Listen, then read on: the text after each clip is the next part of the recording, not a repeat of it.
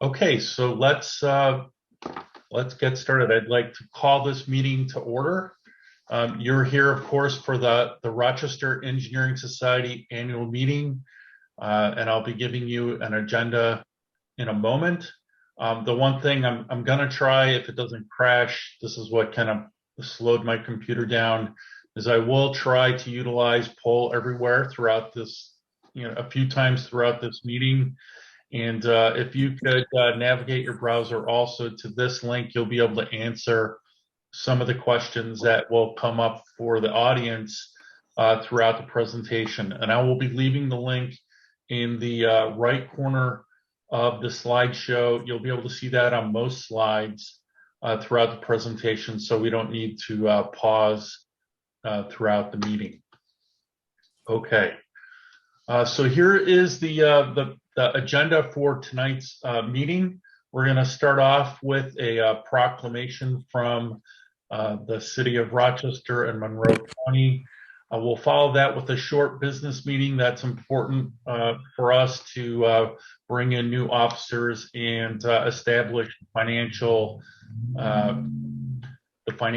of the organization. That'll take probably about 20 minutes. And then we'll follow on with some of the awards and some of what we do in the RES, as well as some of the scholarships that have been awarded throughout the year. So I'll try to keep us on track as best I can. And so I'd like to begin by first introducing two very important guests. The first being Louis Tobias, who's the acting Departmental of Environmental Services Commissioner for the City of Rochester. And the second person is Clement Chung, PE, who's the Deputy Director of the Monroe County Department of Environmental Services. Also to note, the 2012 RES Young Engineer of the Year recipient.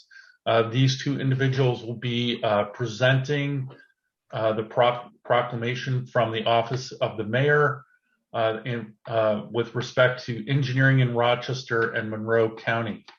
So for now, I'd like Louis and Clement to maybe unmute their microphones, and we'll begin with the proclamation.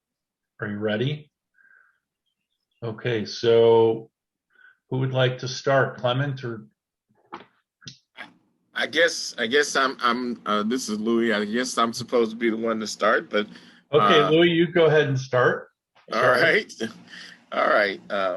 Well, first and foremost, thank you for having us and allowing us this time in this space.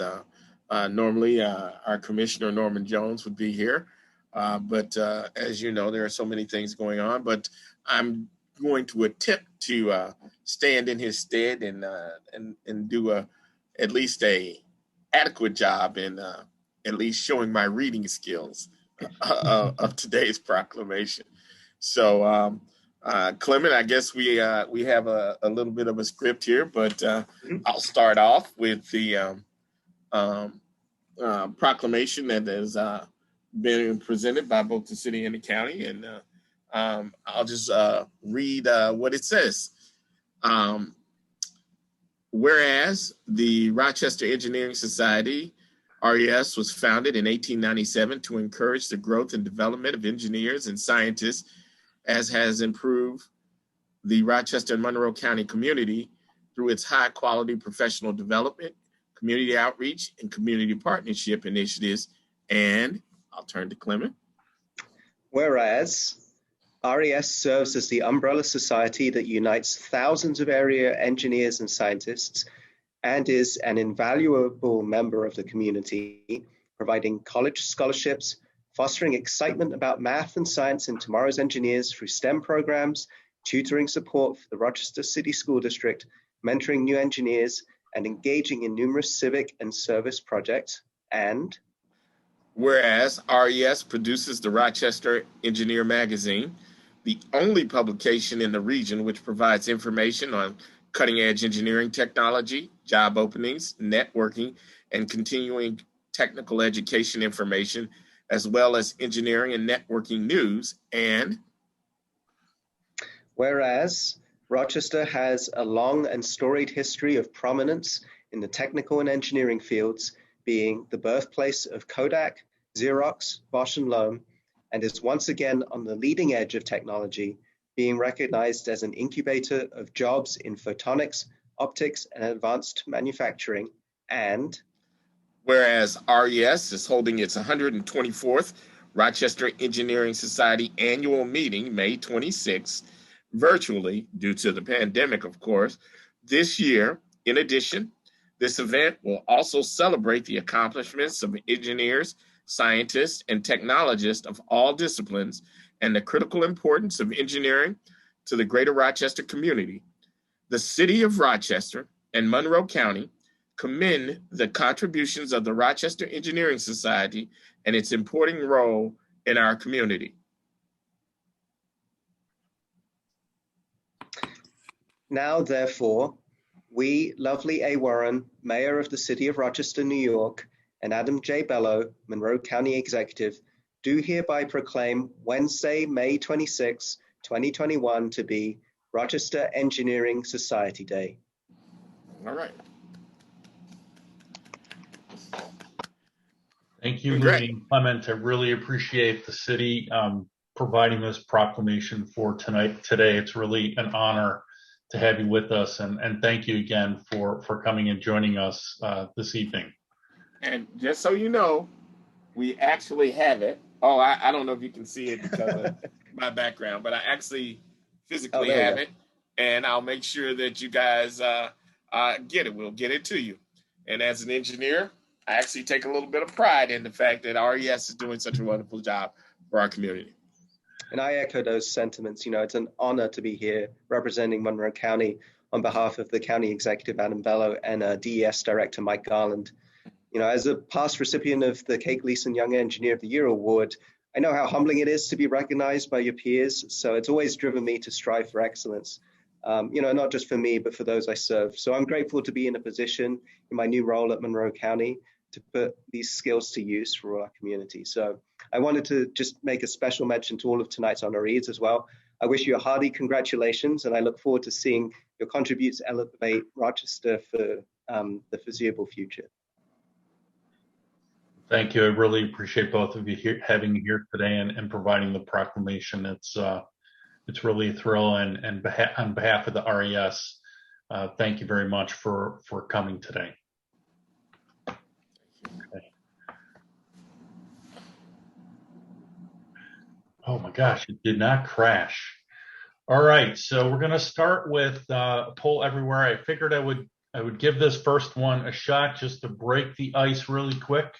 I am not going to spend a lot of time on these, so I expect you to respond quickly. If you don't respond within the first 20 seconds or so, I'm going to move on.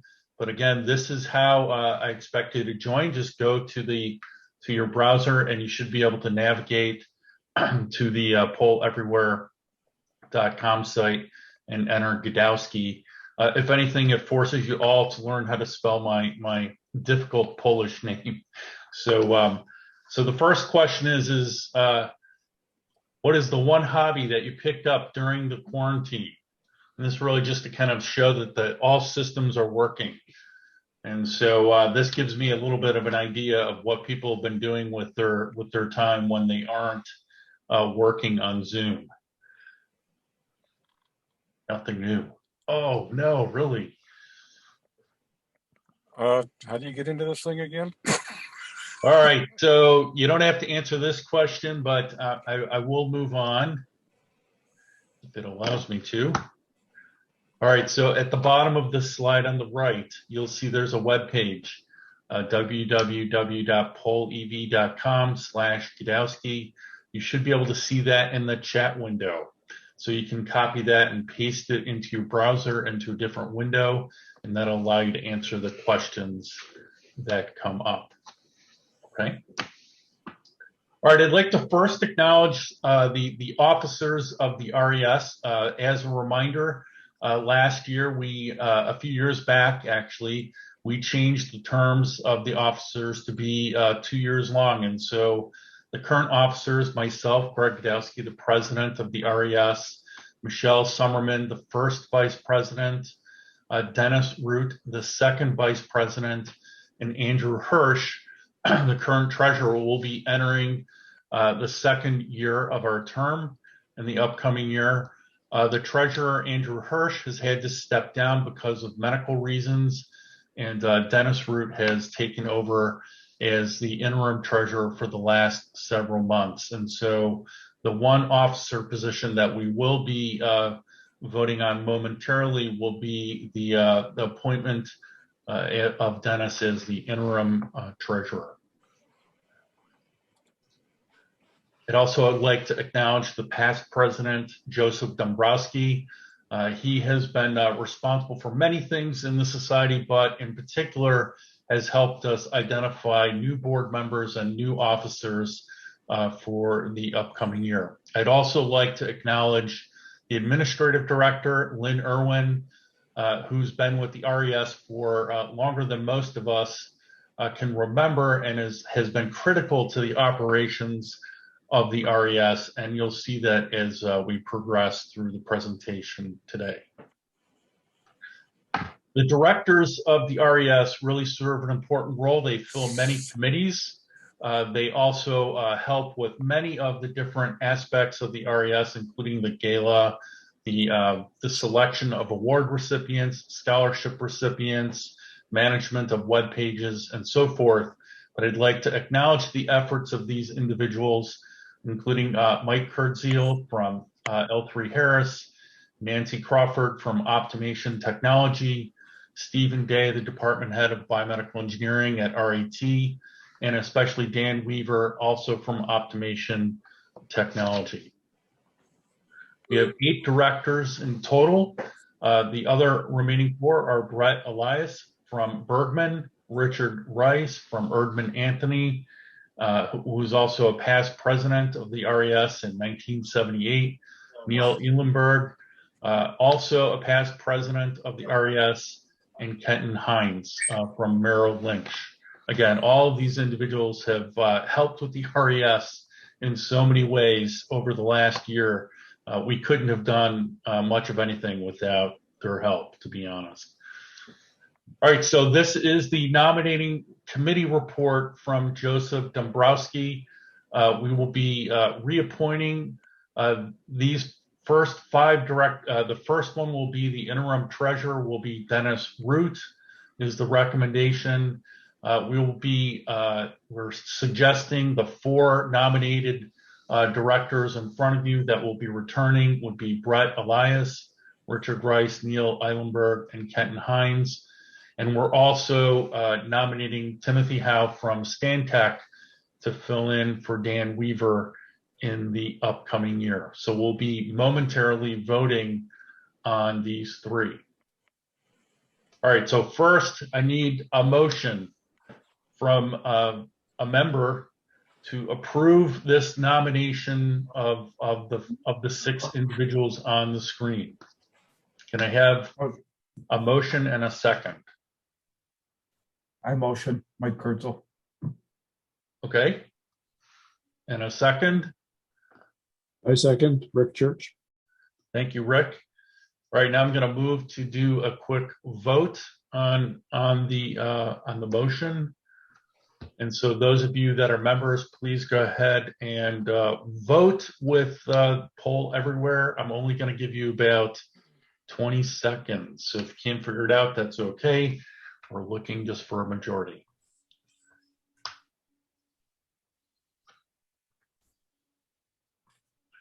Oh, it's not supposed to show you who's voting for what. Sorry about that, folks. You see your name flashing on there. That was not intentional. Oh, now that's interesting. I didn't know you could do that.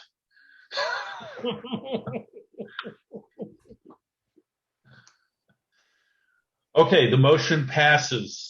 The officer of treasurer and the corresponding directors are now approved for office in the RES. Thank you very much. Thank you, Dick, for writing on the screen. All right, so the second matter of the business meeting is a financial matter. I don't know how to clear your yes off my screen. How did you do that? Maybe you can clear it. the annotations off. I'll try. All right. So the financial authorizations are important for all not-for-profit corporations. This allows us to conduct our business transactions. It is basically the method by which we sign our checks for the organization. And there are two things that we need to vote on. First is that effective June 1st, 2021, the treasurer and the administrative director are directed to maintain the RES checking account at the Bank of America. And further, that any two of the president, the first or second vice president, or acting treasurer are hereby authorized to co-sign checks drawn on this account. And by voting this to be approved, that will allow us to conduct business in the upcoming year. So I need two motions to approve these resolutions, or a motion and a second. Who would like to Motion. Who is that? Mike Kurtzel. Thank you, Mike. A second. This is Mary Stubline. I'll second. Thank you, Mary. Okay. All right. So once again, I'm going to ask you to vote. Members only, yes, no, or abstain on this resolution for the financial authorizations of the organization. I'm going to give you only about 20 seconds because the time is precious.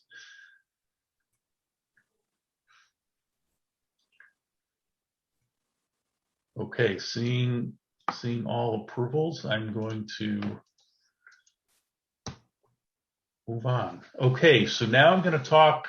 That concludes the business part of the meeting. Thank you for being patient as we get through that. That allows us to conduct business in the upcoming year. And I'd like to congratulate those that have now been appointed officers and board members of the RES. In the next 40 minutes, I'm going to give you an update on the society, where we are today, what we struggled with in the last year, and tell you a little bit about what we do. And then I'm going to proceed to talk about the scholarships that have been awarded and the professional awards that have been awarded through the RES.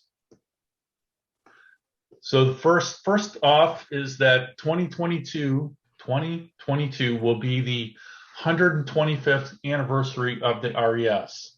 And so look forward for the upcoming year to be an important year in the RES. And as we get through this pandemic, we hope that we'll be able to do many more in-person events that bring us together to help celebrate the last 125 years. And some of you may recognize this picture as the original canal that went over the Genesee River that's now been converted. But that was many, many years ago.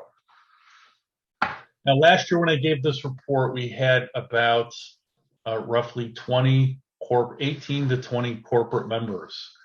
And when we entered the pandemic, I was actually very concerned about this. So we had a concerted effort to really start reaching out to the community. And I'm very happy to report. RIT is one of the corporate members. So I'm very happy to report that we now have 30 corporate members, including 5 enterprise members, including ME Engineering, Bergman, Architects, Engineers, and Planners, Stantec, L3 Harris, and Navitar. And in addition, we now have 8 champion members, including new members from Popley Design Group and Aurelia. And in addition, we now have 17 regular members for a total of 30, including new members from Emerge, Multivista, Day Engineering, and CDE Engineering and Environment. So thank you for your support. This is what keeps the RES alive and vibrant. It's the corporate connections that really tie us all together. Yeah. So one note, please remember to mute your microphone unless you have a question, and that way we can avoid some of the noise on the line. Okay. Now, the RES also represents many affiliates, as was mentioned earlier during the proclamation. And we have almost now 20 affiliates that work with the RES to kind of bring engineers from all disciplines together, from civil engineering to electrical engineering to mechanical engineering, all under one hood. And we're very proud that the RES is able to be the one place where all engineers can come to look for events from all disciplines in all of engineering. Now, some of the things that we do really impact the community, and here's one of them. We've, as you might imagine, the pandemic really impacted our ability to provide tutoring to the Dr. Walter Cooper Academy. And luckily this year the school reopened, and we started giving they started giving tours back at the school. And we've also been able to get the RES tutors back on the job, both virtually and hopefully shortly in person. And I'd like to really thank Lee for running this program, as well as some of the tutors that he's been helping with, including Kathleen Hoffman, James Kuhn, and Margaret Ornelius. And one of the things that you can click on right now on the links that I've provided in chat is one of the things that we've been helping with is the food pantry that's at the Dr. Walter Cooper Academy for people that are in need during the pandemic. If you go to that Amazon link in the chat window, you can right now contribute to the food pantry of this school that's does really great things right in the district across the street from the University of Rochester. So again, thank you for the tutors that are currently helping. If you're watching this and want to think about tutoring, please reach out to us, and I'd be happy to connect you with Lee to get you involved in the tutoring program in the upcoming year. Now, one of the more disappointing things, I think, as the current president, was the fact that I started and all of our key events that were in person were canceled. And one of them was the gala. And we had to cancel the gala for the second time in a row. And as disappointing as that is for the community, because that was where we all got together to celebrate all of the wonderful awards that were being provided to professional engineers and scholarships to younger upcoming engineers, it also really impacted the finances of the organization. And those directors that I talked about earlier, we all really had to think outside of the box for creating things that would help sustain the organization through this pandemic. But I can tell you that all of us are really looking forward to next year when we can finally have another in-person gala. So keep that on your radar for next April. So one of the things that as we come out of the pandemic is, what can we do this summer that will bring us together possibly in person? I say that possibly because it still hinges on what the local city will allow us to do, but I'm interested in what family activities you would be interested in doing with your family if you had a chance. So go ahead and go to Poll Everywhere, put something on here that you'd like to do. Might be a Red Wings game. Oh, by the way, use one word. So just put Red Wing or something like that. I found out if you type a big sentence, it just breaks it up into one words things. But tell us what you'd like to do, and we'll see if we can figure out how we're going to do it.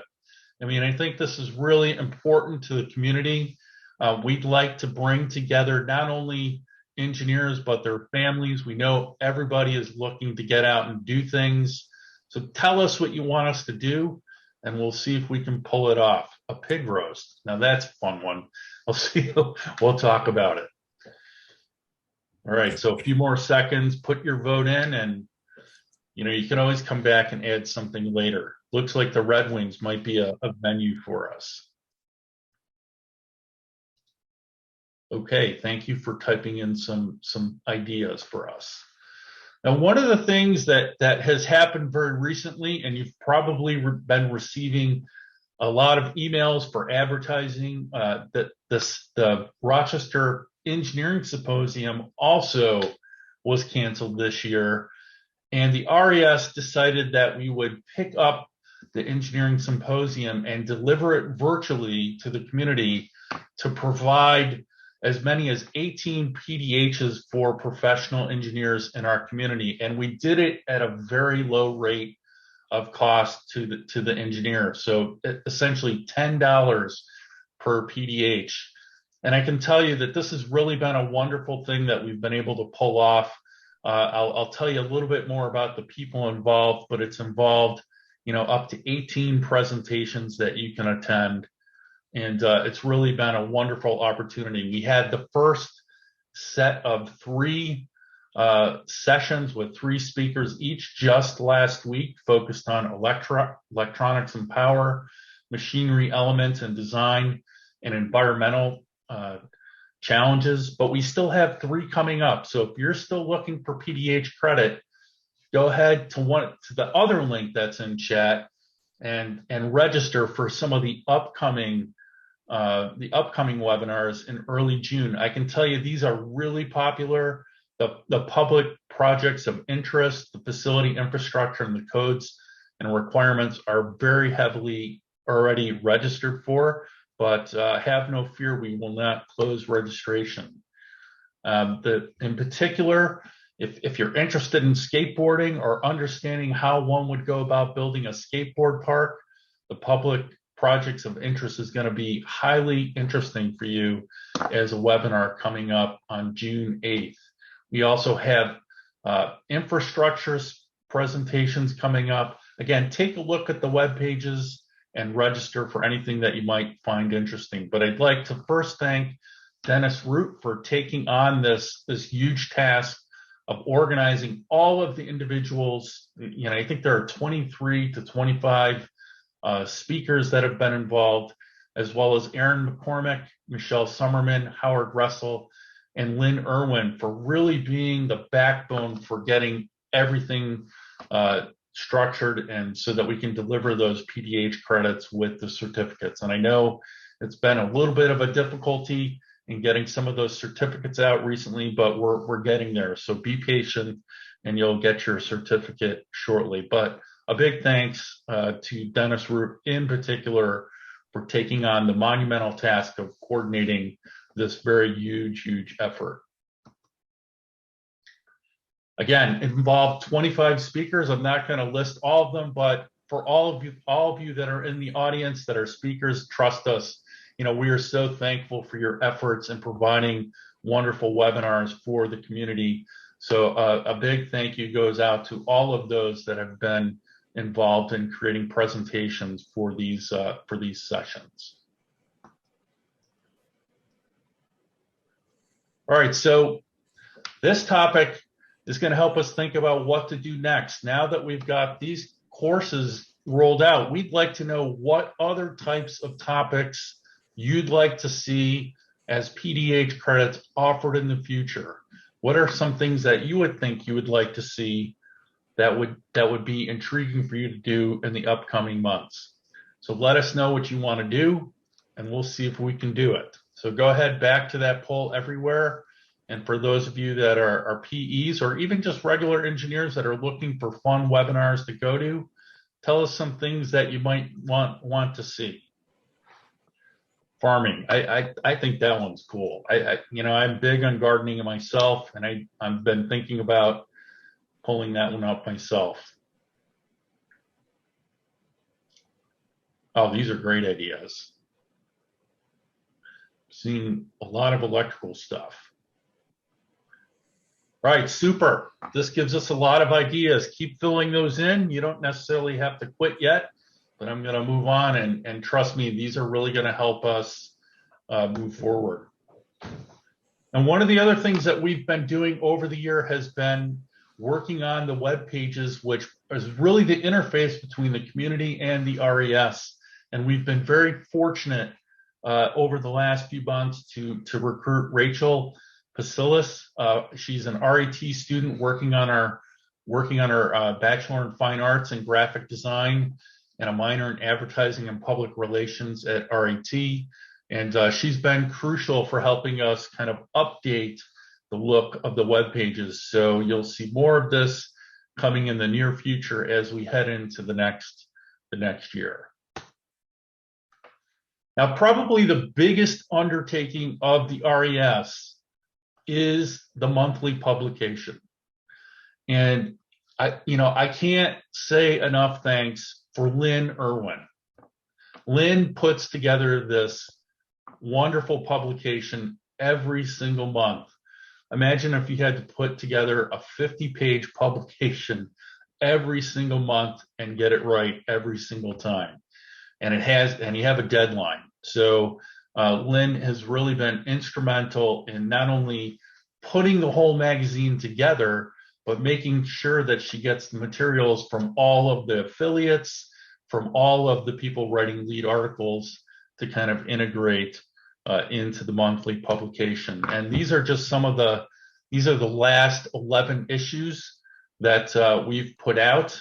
And you can see there's quite the variety of topics for lead articles that we've had in the magazine.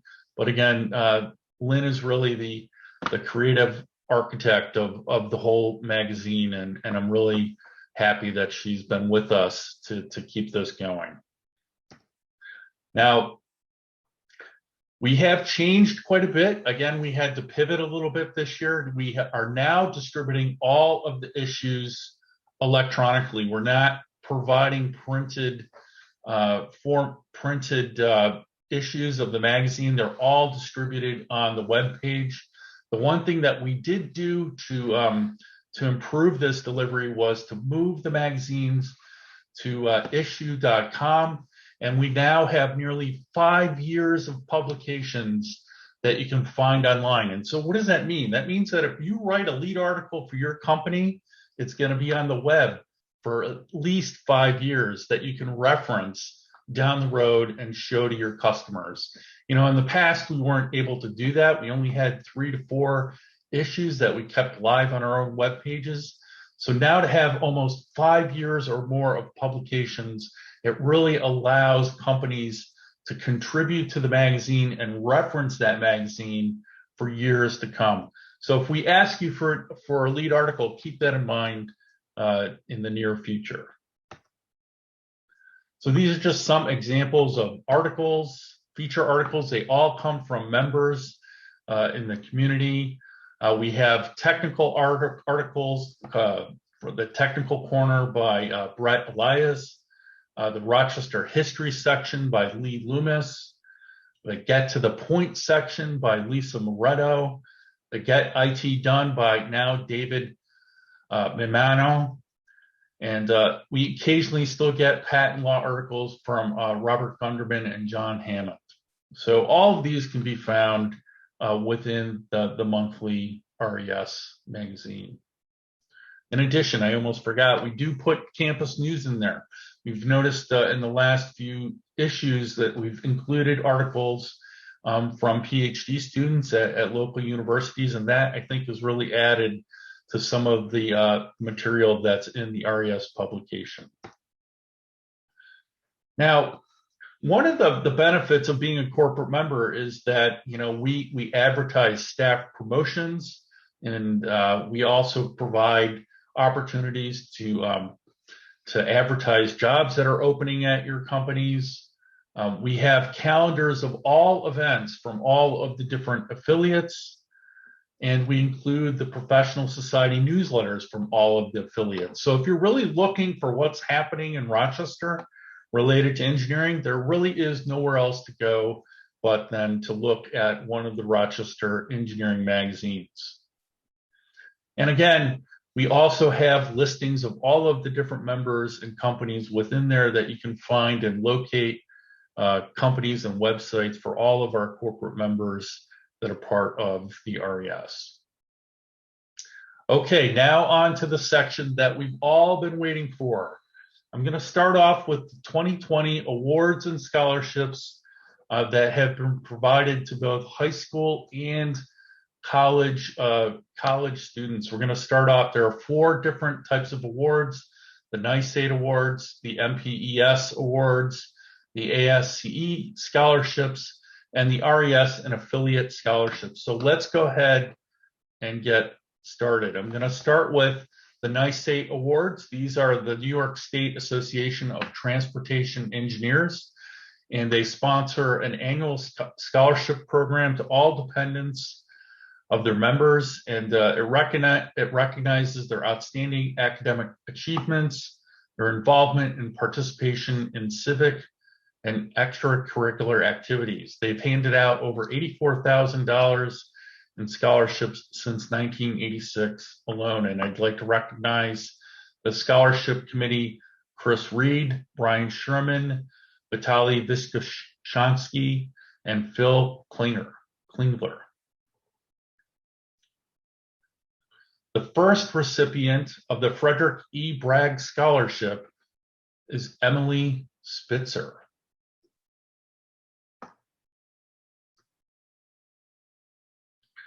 The recipient of the Robert I. Loftus Memorial Scholarship is Natalie O'Hearn.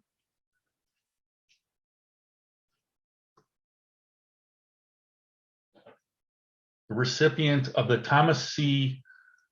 Lemkool Memorial Scholarship is Leah Sampson.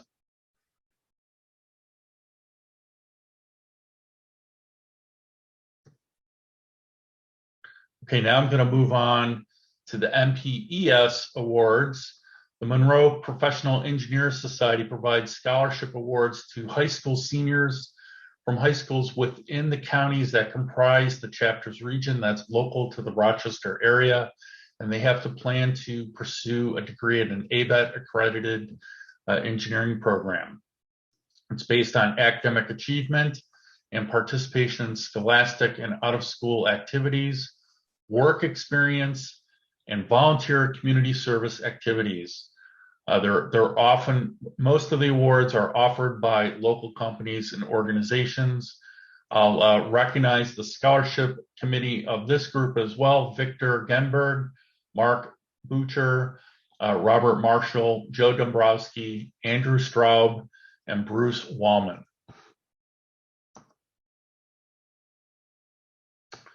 The recipient of the Paul and Claire Rayner Scholarship is Keeler Thomas from McQuaid Jesuit High School, who plans to major in biomedical engineering.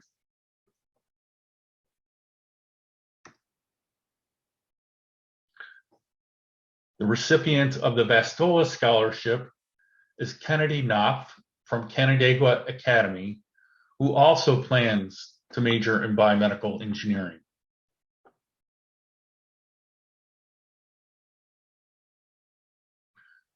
The recipient of the Bergman Scholarship is Tyler Williams from Webster Thomas High School, who plans to major in civil engineering.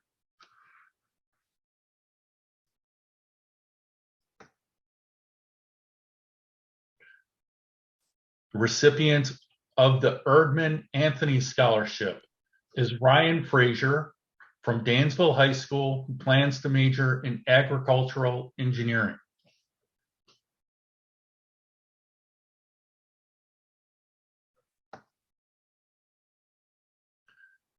Recipient of the Alstom Foundation Scholarship is Catherine Jarvis from Penfield High School, who plans to pursue a major in mechanical engineering.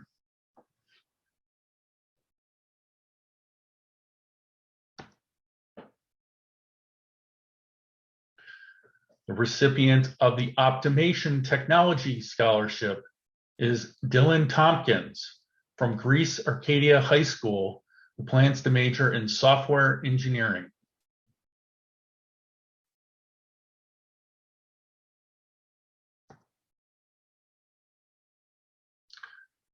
Recipient of the Edward J. Reese Memorial Scholarship is Sean Borkholder from Canandaigua Academy, who plans to major in electrical engineering.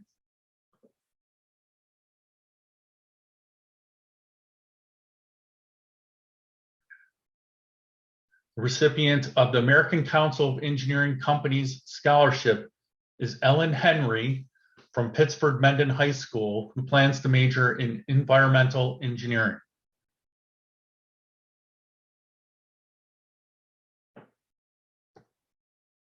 Okay, now we're going to move on to the American Society of Civil Engineers scholarships.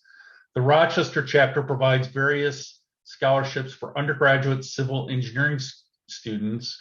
They're awarded to candidates who most highly exemplify scholastic achievement, personal merit, and extracurricular leadership. All recipients must be studying in an ABET accredited program of civil engineering or civil engineering technology and must either be a hometown resident or studying in the greater Rochester area. The first recipient is Nicholas Guerin, who will receive $2,000. He's currently a RAT ASCE student chapter president and has been involved with the chapter since his freshman year.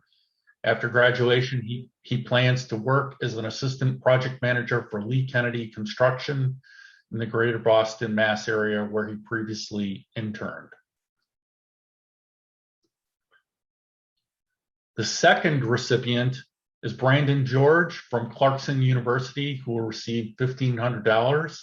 Brandon is an active member in the Clarkson ASCE student chapter and is a member of the Steel Bridge team and a 2-year captain of the cross-country team. After graduation, he plans to work as a design engineer in the infrastructure group at Bergman, where he interned the previous spring and summer. And the final recipient is Santa Flores Alvarez, who's also from RAT, and she'll be receiving a $1,500 scholarship. She has a wealth of extracurricular involvement, including Concrete Canoe, BIM Club, National Society of Leadership and Success, Hispanic Scholarship Fund, and Multicultural Center for Academic Success. After graduation, she plans to work as a design engineer and pursue a professional engineering license. And after gaining some experience, would also like to earn a graduate degree. Now I'm going to move on to the RES scholarships that are reviewed by the committee here at the RES, led by Michelle Summerman. I'd like to acknowledge the committee: Donald Nims, Mark Schrader, Wendy Smith, Diane Trentini, and Mike Walker for providing us with the following recipients. The recipient of the Joseph W. Campbell Memorial Scholarship is Robert Kovach from the Rochester Institute of Technology in Science, Technology, and Public Policy and Chemical Engineering. This particular scholarship is in the amount of $1,500 and is to honor the memory of the former executive director, Joe Campbell, and his public service to the RES and the community. The recipient of the Susan L. Costa Memorial Scholarship is Lynn Wong from the University of Rochester in Biomedical Engineering. The Susan Costa Memorial Scholarship was established in the amount of $1,500 to also honor the memory of the former executive director, Sue Costa. The scholarship recognizes the student who has maintained both academic excellence and has been actively involved in extracurricular or community activities.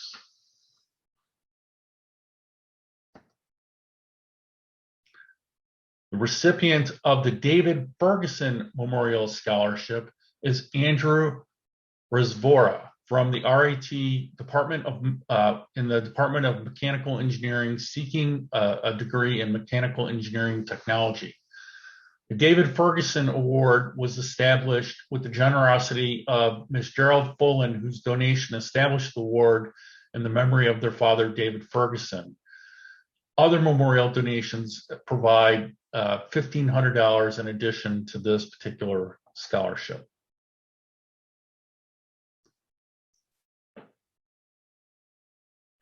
The Keith Amish Memorial Scholarship recipient is Jack L. Worthington from RIT pursuing a degree in mechanical engineering.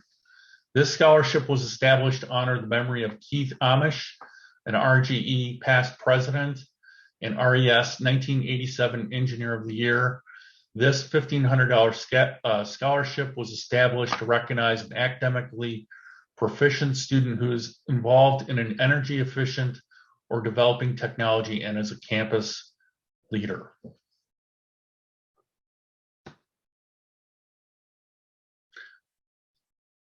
The Society of Women Engineers Scholarship goes to Hillary Min Lee of RIT, who's pursuing a degree in chemical engineering. The Rochester section of the Society of Women Engineers awards a $1,500 scholarship to a SWE collegiate member, and the SWE Rochester section thanks their members and friends who contribute time and funds to make this annual scholarship possible.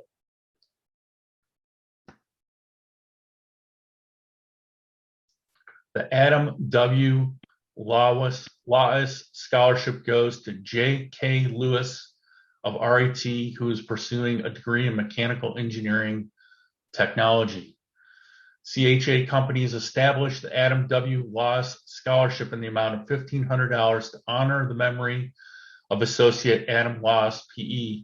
The scholarship recognizes a mechanical engineering student who's maintained academic excellence and has demonstrated experience and interest in the practical application of mechanical engineering principles.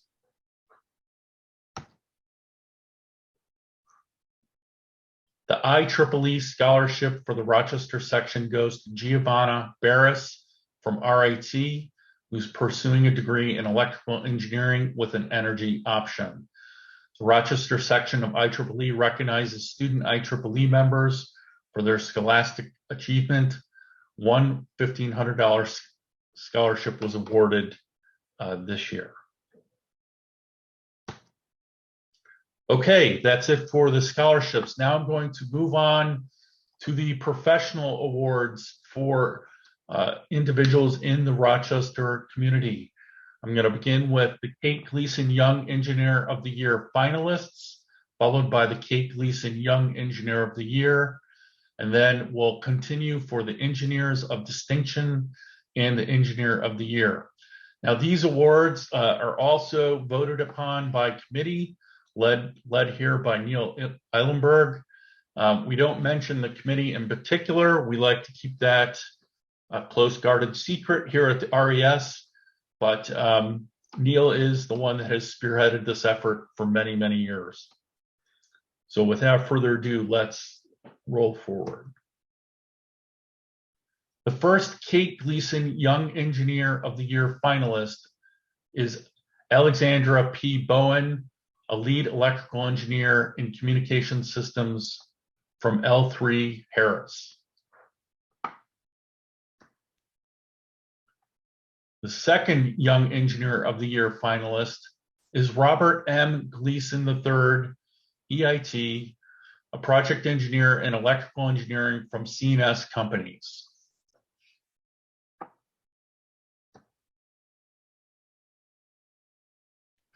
The third recipient of the Young Engineer of the Year finalist award is David J. Hastings, a senior transportation engineer and civil engineering team associate at Clark Patterson Lee.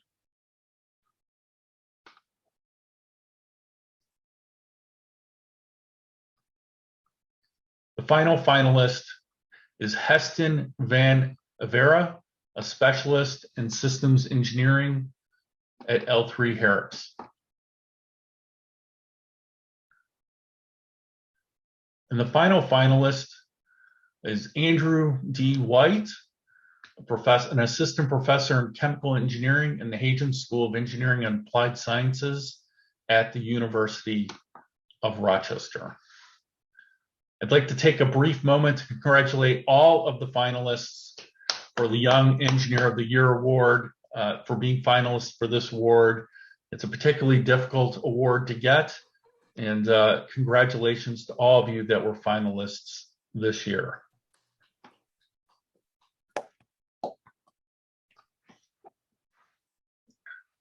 The 2020 Kate Gleason Young Engineer of the Year Award goes to Daniel Rusnick, a senior project engineer and electrical and lighting studio leader at Bergman. So let me tell you a little bit about Dan Rusnick.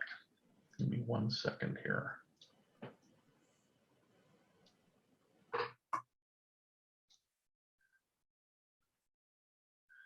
Dan earned his bachelor degree in architectural engineering at Penn State University. He's had many opportunities to serve his community and works with the Illuminating Engineering Society of North America. He's part of the current section, has served as the current secretary and president, the vice president, the secretary and treasurer over the last several years. He's been a board member from 2013 to the current time. He's also served importantly as a Dr. Walter Cooper Academy tutor in 2019 and helps with many activities, including the Habitat for Humanity, the Rochester Clean Sweep, the Red Cross Blood Donor, Construction, the American Heart Association Donor, and the Williamson Recreational Center Committee. He's won numerous awards, including the Lighting Certification Award by the National Council on Qualifications for the Lighting Professions. He's a LEED accredited professional and is also certified in lighting efficiency practitioner by order of the Association of Energy Engineers. Please congratulate Dan Rusnick for receiving the Kate Gleason 2020 Young Engineer of the Year Award. Congratulations, Dan. Let me get back to my, okay. I'm going to take a brief moment now. Let me know, someone give me a quick high five to make sure that everybody can hear the video as I play this on my computer, but this is a short message from Dan regarding the— Good evening, everyone. Just wanted to say it's an honor to be up here tonight. Can you hear this? Speak in front of you all and accept the award for the Young Engineer of the Year Award for 2020. It's interesting doing this virtually, speaking to a camera when there could be a couple hundred people out there listening or watching. But anyway, thank you again for the opportunity and the nomination and the selection from the RES board to be the Young Engineer of the Year Award. I thought I'd share a few things with you all and do a little quick recap of 2020. As we know, it's been an interesting year that's beyond us now, and working from home and remotely, you know, being on video chats, being able to switch like being in the office immediately at a click of a button, and then going back to our work from home situations. So I put together a brief presentation just to describe a little bit about 2020. So as you know, in 2020, the game of life changed. Many of us moved to a work from home experience and had the opportunity to spend more time with our families and still were able to get accomplish some work. Community involvement changed. It was mandates and restrictions. We're not allowed to meet in public with quarantining and masks, and it was a challenge to help folks in the community, such as churches and tutoring and such like that. But 2020 also brought us the Zoom meetings. I think if we hear you're on mute one more time or your camera's off, it's gonna make us cringe, but we learned to deal with it. We learned to read lips and have our pets and walk by our camera and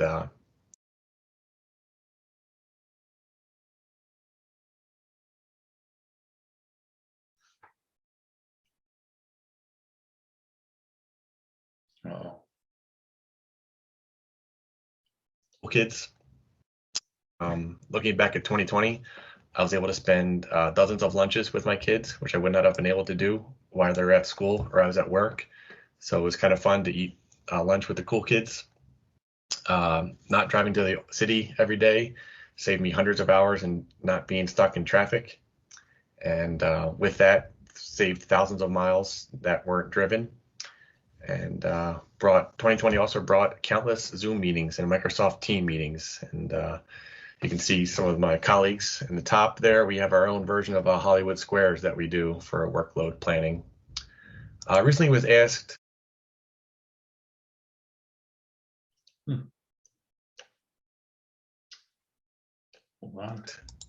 What is the definition of an engineer? And there's a couple out there. So the technical Webster Dictionary version says it's a person trained and skilled in the design, construction, and use of engines and machines, or in any of various branches of engineering, such as mechanical and electrical, which I thought was a pretty solid definition. I asked my wife and some of my friends, I got an answer of an engineer is a person who gets excited about things that no one else cares about, which I thought was kind of funny. And they even have a shirt that says that on there. But more importantly, I think not just the definition of an engineer, but what an engineer does and what the engineer's creed is. I'd just like to spend a moment on that. The National Society of Professional Engineers says, a professional engineer, I dedicate my professional knowledge and skill to the advancement and betterment of human welfare. I thought that was pretty important considering the past year we all experienced in 2020. So I guess to try to wrap things up, I don't mean to bore you, to make sure everybody's still out there, you're staying awake. Just extend some thank yous. I'd like to thank my parents. They've always been there for me, always supported me and encouraged me. My wife and my kids, always keeping me on my toes and making the life adventure every day. I'd like to thank the RES board for the encouragement and the opportunity to help when I can and to be involved in some of the community events. And of course, my colleagues at Bergman and the leadership team working for Bergman and my colleagues. It's a pleasure to daily work with all you folks, very talented, smart, and fun people, and make work and interesting. Of course, you have my extended friends and family. I'd like to thank them for all their support and, again, encouragement over the years. And also the Rochester Illuminating Engineering Society. I'd like to give that group a brief shout out, just to thank that group for over the years, the opportunity to be on their board and to help lead the group and to promote education of illuminating engineering in Rochester. So with that, I just wanted to say thank you again. Also extend some congratulations to the other award recipients, and thank everybody for listening. So take care. I hope to see you soon. Bye. Thank you, Jan.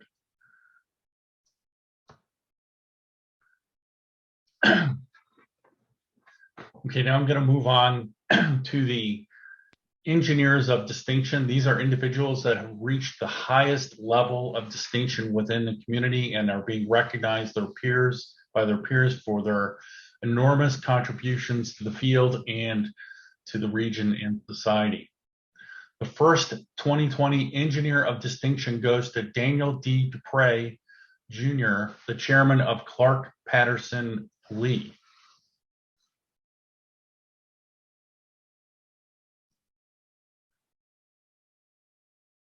The second 2020 Engineer of Distinction goes to John W. Nieto, a senior fellow at L3 Harris.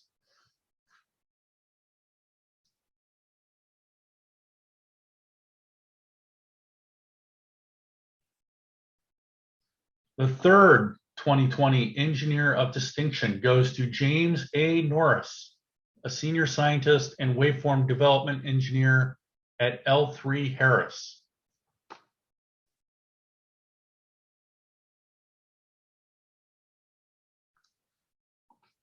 The fourth 2020 Engineer of Distinction goes to Mark W. Thompson, senior scientist and senior fellow and lecturer at RET at L3 Harris. Seeing a trend.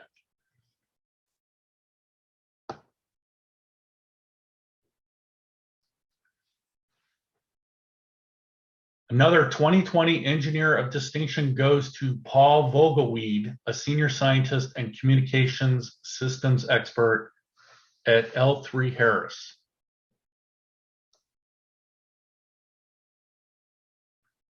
And finally, the 2020 Engineer of the Year Award goes to Richard J. Buckley, a fellow at L3 Harris. Let me speak briefly about Mr. Buckley.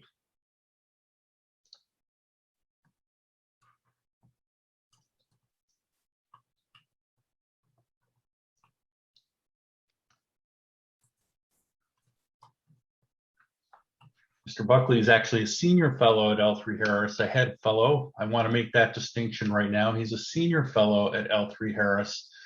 He obtained his BS in electrical engineering at Worcester Polytech, later went to RIT for his MS degree in electrical engineering. He's done enormous amounts of service and community and leadership things for the community and to the profession, including serving on the RIT Electrical Engineering Advisory Board, serving as a Milcom session chair. He's been an L3 Harris reviewer of the annual Golden Quill and Industry Recognition Awards. He's served as formal and informal mentors to numerous L3 Harris engineering staff, and he's also served on the L3 Intellectual Property Review Committee at Harris. He's also received many awards, including the Senior Fellow Award at Harris in 2020. He became a fellow in 2009 at Harris and was a 2019 Engineer of Distinction with the RES. He has numerous patents, some of which include the expeditious development of an innovative architecture and design for the wideband 2000 megahertz RF circuitry in furtherance of Harris's bid on the $2 billion JTRS Cluster 5 program. The many patents I can't even begin to cite only highlight some of the numerous contributions that he's made to the engineering community. Congratulations, Rich, on winning the Engineer of the Year Award in 2020. Now a brief message from Richard himself. Hi, my name is Rich Buckley, and I wanted to make a brief video to thank the Rochester Engineering Society for the 2020 Engineer of the Year Award. I'm thrilled to receive the award and truly humbled when I see the list of past award recipients, most notably to me, William Stoltz from 1989, who among many contributions to the Rochester, New York area was one of the 4 founding members of RF Communications back in the 60s, which then, as many of you know, became part of Harris Corporation and now more recently L3 Harris Corporation. I would also like to thank the Rochester Engineering Society members, especially Greg Godowski, and also thank Lynn Irwin, Bethany Latta, and the Rochester Business Journal. I'd be remiss if I did not also mention Dr. Mike Kurtzel, a good friend of mine who makes a great positive impact at L3 Harris Corporation, but also makes many contributions to the Rochester area through his work with FIRST Robotics and teaching at the Rochester Institute of Technology and, of course, the Rochester Engineering Society. The products developed at L3 Harris aren't really individual contributions. They require a team of skilled engineers with diverse talents and skills. There are hundreds, if not thousands, of engineers I should mention or recognize, but in the interest of time, in lieu of that, I will congratulate the four of the award winners this year, Mark Thompson, Jim Norris, Paul Vogelweed, and John Nieto. 4 terrific engineers that are always very willing to share their technical knowledge and insights. I would also like to recognize Floyd Kuntz, who was my primary mentor through the early stages of my career. Floyd was truly a fearless engineer who could solve any problem, mostly by looking at an engineering problem from many different perspectives, which caused him to come up with a great number of differentiated, clever, and innovative designs. Sadly, Floyd passed on in March of this year, but his innovative spirit and positive attitude live on through many of us. Two other key influences in my career and also large influences in the Rochester, New York area should be mentioned. Chet Massari, who excelled in both radio design and the growing of Harris RF Communications business in Rochester for many years. Chet placed considerable trust in many young engineers, including myself, allowing us to learn and develop while making a significant impact to the business. I'm glad that I knew the gain of a common base amplifier during my interview with Chet.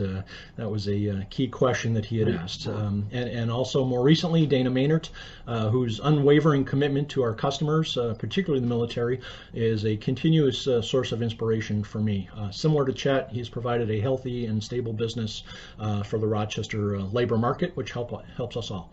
Lastly, I would like to recognize and thank my wife Ann and daughter Shannon for their understanding and support for the long hours that are typical of a long engineering career. With that, I'd like to say thank you once again and congratulations to all of the other recipients.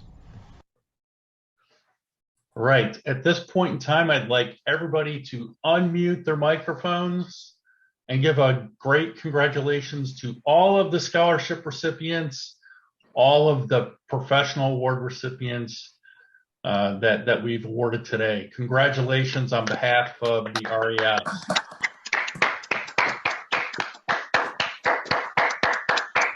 Congratulations. Okay. Hi, my name is Rich. We already heard that. Okay, that's all I have. The meeting is actually adjourned. I want to thank you for your participation. Remember that the symposium the registration is open for the June sessions. And at this point, if you'd like to ask any questions of the board member or myself, I'd be happy to entertain them. But the meeting is now officially adjourned.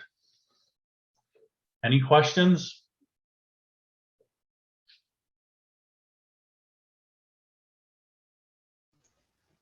See, I spoke too long. Thank you, Greg. You did a good job Thanks, running the Greg. meeting. Fabulous, Greg. You're welcome, everybody. Thank you, Greg. Indeed. Thank you, Greg. Thanks, Greg. All right, everyone. Thank you for joining us tonight, and I appreciate everyone joining to celebrate the local engineers that received awards, including the scholarship recipients. Take care, everyone. Have a safe drive home.